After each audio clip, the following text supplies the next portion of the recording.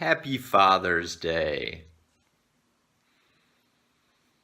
I know you're hoping for a warm, fuzzy Father's Day greeting, but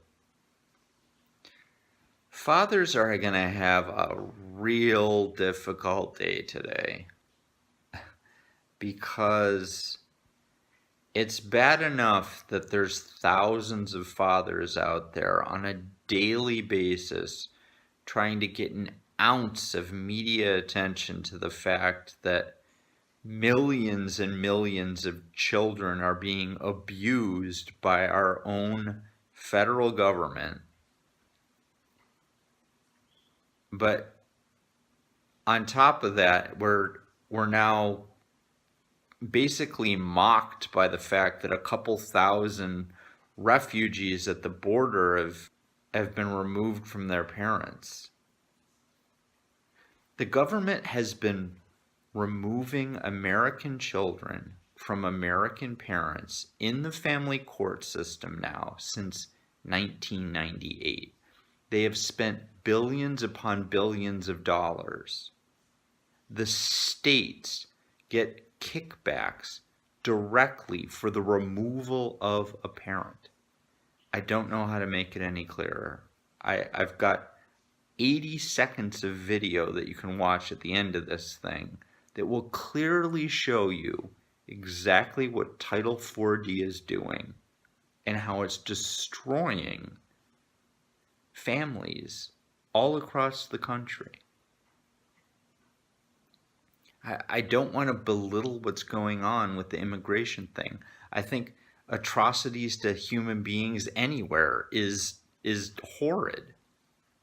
But the fact that I personally know hundreds of people that have been completely stripped of their children right here in the USA by federal funded programs. These are not people that have any issues whatsoever. These are people who are losing their kids because the states are making money off of eliminating a parent. So this is what I'd like for Father's Day. I'm not looking for a tie. I'm not looking for 24 hours of time with my kids. I'm looking for the ability to be able to look my kids in the eyes and say, you know what? If you have a baby here in the US, you actually will get to keep that baby. Because the way the laws are written right now, I actually can't say that to my kids. And this is not conspiracy theory. It's well documented. It's just not well known in the media. The media will not pick this up. And so we continually fight day in and day out to get a basic understanding out to people. Title 4D needs to end. Title 4E needs to end. These are federally funded systems that steal money from our Social Security system and incentivize the states to remove a parent. I have an 80-second animation. It'll take less than 2 minutes of your life to understand what is happening. And it would take you less than 5 minutes to write to a legislator and say, what the? If you care about fathers, you'll fix this. You'll get yourself out of a chair and make a phone call to a legislator and say, what are we doing to families in America?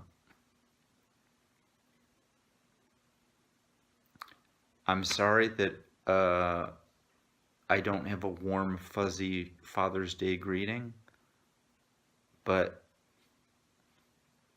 the vast majority of fathers I know in my generation have been forcibly removed from their kids.